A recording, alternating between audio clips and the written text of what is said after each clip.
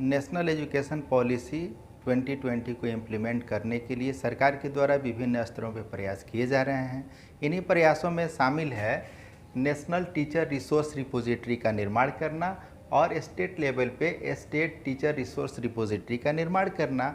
ये teacher resource repository क्या करेगी, तो जो भी नेशनल एजुकेशन पॉलिसी के थीम हैं उनको इम्प्लीमेंट करने के लिए जो टीचर्स ट्रेनिंग होगी, उस टीचर ट्रेनिंग्स में इसकी भूमिका महत्वपूर्ण होगी, यानी एक तरह के ट्रेनर का काम करेगी। और सोशल मीडिया प्लेटफॉर्म जैसे व्हाट्सएप, इंस्टाग्राम पे एक ग्रुप बना करके टीचर्स को ट्रेन करने के लिए और इनोवेटिव आइडिया को शेयर करने का काम करेगी, जिससे एक जगह के ज्ञान को, एक जगह के इनोवेशन को, नवाचार को अन्य विद्यालयों तक फैलाया जा सके। इसका निर्माण कैसे होगा, तो इसके लिए 10 थीम दिए गए हैं और इन्हीं 10 थीम पे चयन होना है। पहला है early childhood care and education, the foundation of learning. दूसरा थीम है foundational literacy and numeracy, an urgent and necessary prerequisite to learning. तीसरा है curtailing drop out rates and ensuring universal access to education at all level. चौथा है curriculum and pedagogy to schools, learning should be holistic, integrated, enjoyable and engaging. पांचवा theme है teachers. छठा है equitable and inclusive education, learning for all. छठा है सातवां है efficient resourcing and effective governance through school complexes clusters. आठवां है standard setting and accreditation for school education. नौवां है टेक्नोलॉजी इन एजुकेशन, एनडीआर मतलब national digital educational architecture, reimagining vocational education and skill building. In 10 theme पे अलग अलग group बनाए जाएंगे और चयन होगा। तो चयन जिला स्तर पे शुरू होगा। जिला स्तर पर प्रत्येक थीम यानी 10 थीम में से हर एक के लिए 3-4 रिसोर्स पर्सन का सिलेक्शन किया जाएगा। ये लोग अपना प्रेजेंटेशन देंगे, एक वर्कशॉप का आयोजन होगा। उसका डेट है 18 नवंबर 2021 तक अप्लाई करना है। अप्लाई क्या करना है, तो इस 10 थीम में से किसी एक थीम को सेलेक्ट करना है और उस पर एक नोट तैयार करना है, समअप करना है और उसका पावर पॉइंट प्रेजेंटेशन बनाना है। पावर पॉइंट प्रेजेंटेशन 10 से 12 स्लाइड में बनना चाहिए और ये ऑफिस को उपलब्ध कराया जाएगा। और ऑफिस 20 से 23 नवंबर 21 को वर्कशॉप के माध्यम से टीचर्स का सिलेक्शन करेगी और जो लोग डिस्ट्रिक्ट लेवल पे सिलेक्ट होंगे इनको स्टेट लेवल पे SCERT के अधीन भेजा जाएगा और SCERT स्टेट लेवल के जो रिसोर्स पर्सन होंगे उनको ट्रेनिंग देगी।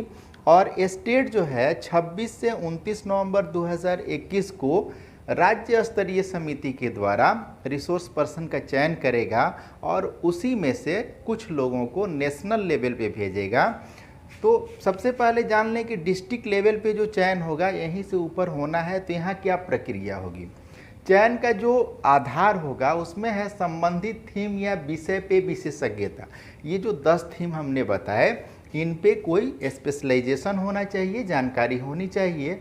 और दूसरा है किए गए नवाचार का सकारात्मक प्रभाव, यानी वैसे टीचर्स का सिलेक्शन रिसोर्स पर्सन के रूप में होगा जिन्होंने कुछ ऐसा इनोवेटिव काम किया हो, कुछ ऐसा नवाचारी प्रयोग किया हो जिसका लाभ बच्चों को मिला हो। तो ये 2 आधार हैं। जो योग्यता निर्धारित की गई है डिजायरेबल है, मतलब ये नहीं हो तो भी चलेगा, लेकिन ये 2 योग्यताएं यानी विषय पे पकड़ और किए गए सकारात्मक प्रयास, ये 2 होने चाहिए। जो डिजायरेबल है वो है 5 ईयर का टीचिंग या रिसर्च या ट्रेनिंग का एक्सपीरियंस होना चाहिए। दूसरा है शिक्षकों के प्रशिक्षण संचालन का अनुभव, यानी टीचर एजुकेशन से रिलेटेड लोगों को इसमें प्रेफरेंस मिलेगा। और तीसरा है नेतृत्व पूर्ण प्रदर्शन का अनुभव, ये डिजायरेबल क्वालिफिकेशन है। चयन कैसे होगा, तो एक समिति के द्वारा, उस समिति में 3 मेंबर होंगे। जिला शिक्षा पदाधिकारी उस चयन समिति के अध्यक्ष होंगे और स्टेट लेवल का कोई एक रिप्रेजेंटेटिव होगा जो उसका सदस्य होगा, और जिला पदाधिकारी यानी डीएम के द्वारा एक शिक्षाविद का चयन किया जाएगा, और शिक्षाविद अध्यापक शिक्षा संस्थानों से होगा। अध्यापक शिक्षा संस्थान जैसे डाइट या बाइट या पीटीसी या कोई ट्रेनिंग कॉलेज हो, वहाँ के कोई एक सदस्य होंगे। ये तीनों लोग मिलकर के स्टेट डिस्ट्रिक्ट लेवल पे रिसोर्स पर्सन का सिलेक्शन करेंगे। हर थीम के लिए 10 थीम है, 3-4 लोगों का यानी 30-40 लोगों का चयन किया जा सकता है, और इसी में से कुछ लोगों को, कितने लोगों को, 10-15 लोगों को स्टेट लेवल के लिए रिसोर्स पर्सन के लिए भेजा जाएगा, और स्टेट लेवल पे हर ज़िले से जो सेलेक्ट होके आएंगे वहाँ स्टेट लेवल पे फिर कुछ लोगों का सिलेक्शन होगा, और उस शॉर्ट लिस्टेड लिस्ट में से कुछ लोगों को नेशनल लेवल पे भेजा जाएगा। जो स्टेट टीचर रिसोर्स रिपोजिटरी के लोग होंगे इनको SCERT के द्वारा ट्रेनिंग दी जाएगी, और जो नेशनल टीचर रिसोर्स रिपोजिटरी के लिए सेलेक्ट होंगे उनको NCERT नई दिल्ली के द्वारा ट्रेनिंग दी जाएगी। ट्रेनिंग के बाद ये लोग व्हाट्सएप ग्रुप या इंस्टाग्राम या कोई भी सोशल मीडिया प्लेटफॉर्म के माध्यम से कनेक्टेड होंगे, और इनको अपने नवाचार को या दूसरे के नवाचार को, जो इनके ग्रुप में होंगे, एक साथ कई लोग होंगे, ये लोग एक दूसरे की इनोवेटिव आइडियाज़ एंड एक्टिविटीज़ को शेयर करेंगे, जिसे बाकी टीचर्स, स्कूल, इंस्टीट्यूशन एडॉप्ट करेंगे और इम्प्लीमेंट करेंगे। ये सारी प्रक्रिया न्यू एजुकेशन पॉलिसी के आलोक में हो रही है। हम लोग जान रहे हैं कि आज पैंडेमिक के दौर से गुजर रहे हैं, कोविड-19 महामारी में, और इस कोविड महामारी में शिक्षा व्यवस्था लड़खड़ा गई थी। ऐसे समय में जो डिजिटल प्लेटफॉर्म पे या कुछ वैकल्पिक तरीके से शिक्षा को पटरी पे लाए, उन्हीं को सराहना करने के लिए, उन्हीं के प्रयासों को समर्थन देने के लिए सरकार द्वारा ये कार्यक्रम चलाया जा रहा है। अब हमारे प्रधानमंत्री ने शिक्षा पर्व का आयोजन हर साल करने का निर्णय किया है। इस बार का जो शिक्षा पर्व का आयोजन किया गया उसमें बड़ी महत्वपूर्ण घोषणाएं स्वयं प्रधानमंत्री ने की, और उसमें महत्वपूर्ण क्या थी, FLN यानी फाउंडेशनल लिटरेसी एंड न्यूमेरेसी। एक और कार्यक्रम की घोषणा उन्होंने की, विद्यांजलि, यानी शिक्षा प्रेमी चाहे वो कार्यरत हों या रिटायर हों, सभी लोग इससे जुड़ करके शिक्षा के सुदृढ़ीकरण में काम करें।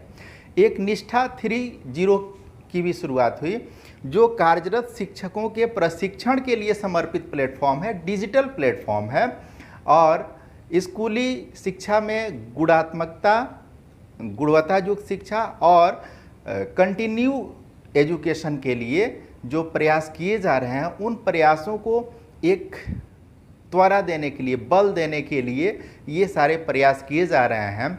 और वर्तमान सरकार का स्लोगन है, सबका साथ, सबका विकास, सबका विश्वास, और इसमें जुड़ गया सबका प्रयास।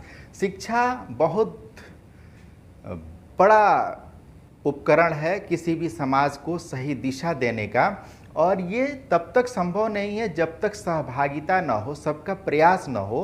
पहली बार ऐसा प्रयास किया जा रहा है कि शिक्षक द्वारा शिक्षा के लिए कार्य किया जाए, यानी ट्रेनिंग से लेकर मॉड्यूल निर्माण तक, और शिक्षा नीति के इम्प्लीमेंटेशन में सभी स्तर पे शिक्षकों को जोड़ा जा रहा है और इनको डिग्निटी दी जा रही है। प्रधानमंत्री ने यह भी कहा कि हमारे यहाँ शिक्षा एक प्रोफेशन नहीं है, इसलिए टीचर और स्टूडेंट का प्रोफेशनल रिलेशन नहीं होता है, बल्कि पारिवारिक रिश्ता होता है, और परिवार में भावनाएं महत्वपूर्ण होती हैं। इसलिए ज्ञान के संग भावनाओं का भी कैसे संचरण हो, भावनात्मक एकता कैसे बने, भावनात्मक लगाव कैसे हो, इस पे काफ़ी प्रयास किया जा रहा है, और हर स्तर पे प्रयास हो रहा है। बहुत सारे इनोवेटिव आइडियाज़ पैंडेमिक के समय देखने को मिले, जैसे छतरी वाले गुरुजी बहुत चर्चा में रहे। इसी तरह और भी बहुत सारे प्रयास हुए जो शिक्षकों के स्तर पे हुए और जिसको राष्ट्रीय स्तर पे मान्यता भी मिली, तो सभी शिक्षकों के लिए ये बेहतर है। अगर हम इनकी बात करें early childhood care and education, तो अब ये सिद्ध तथ्य है कि अर्ली एज में ही बच्चों का दिमाग मैक्सिमम डेवलप हो जाता है। इसलिए प्री स्कूलिंग में बच्चों को पोषण और खेल द्वारा शिक्षा पे फोकस किया जा रहा है। फाउंडेशनल लिटरेसी और न्यूमरेसी यानी छोटी उम्र में बच्चों को अंकों के संग खेलना अगर आ जाए तो ये भविष्य के शिक्षा का आधार बनता है। इसीलिए आगे जोड़ा an urgent and necessary prerequisite to learning, यानी अंकों के संग खेलना और उन्हें समझना आगे की एजुकेशन का आधार है। कर्टेलिंग ड्रॉप आउट रेट्स, छीजन दर यानी बच्चे स्कूल आते हैं और पढ़ाई छोड़ देते हैं, इसको कम करने के लिए बहुत ज़रूरी है कि प्रयास किया जाए और एजुकेशन एट ऑल लेवल, हर स्तर पे शिक्षा मिले, यानी सतत शिक्षा, स्कूल में ही नहीं बल्कि स्कूल के बाद भी शिक्षा और जीवन पर्यंत शिक्षा चले। Curriculum and pedagogy to school, rote learning से बिल्कुल हटाना है, अब अंडरस्टैंडिंग पे फोकस किया जा रहा है। इसलिए हमारा जो शिक्षण शास्त्र हो, हमारी जो पाठ्यचर्या हो वो कैसी हो, तो इसको लर्निंग शुड बी होलिस्टिक यानी समग्रतावादी होनी चाहिए। किसी विशेष चीज़ पे फोकस ना हो करके संपूर्ण व्यक्तित्व के विकास पे फोकस होना चाहिए। इंटीग्रेटेड होनी चाहिए और इंजॉयबल मतलब आनंददायी और इंगेजिंग यानी उसमें लगना चाहिए। बच्चे को पैसिव लर्नर हो नहीं बनना चाहिए बल्कि एक्टिवली पार्टिसिपेट करना चाहिए। टीचर्स, अगर हम पूरे एजुकेशन पॉलिसी में मुख्य फोकस देखें तो 2T पे है। 2T मतलब एक टीचर और दूसरी टेक्नोलॉजी। टीचर के बिना शिक्षा संभव नहीं है और टेक्नोलॉजी आज के दौर की आवश्यकता है। खासतौर से पैंडेमिक ने बता दिया कि बिना टेक्नोलॉजी के शिक्षा अब संभव नहीं है। Equitable and inclusive education learning for all, सभी के लिए शिक्षा इक्विटेबल भी हो और इंक्लूसिव भी हो।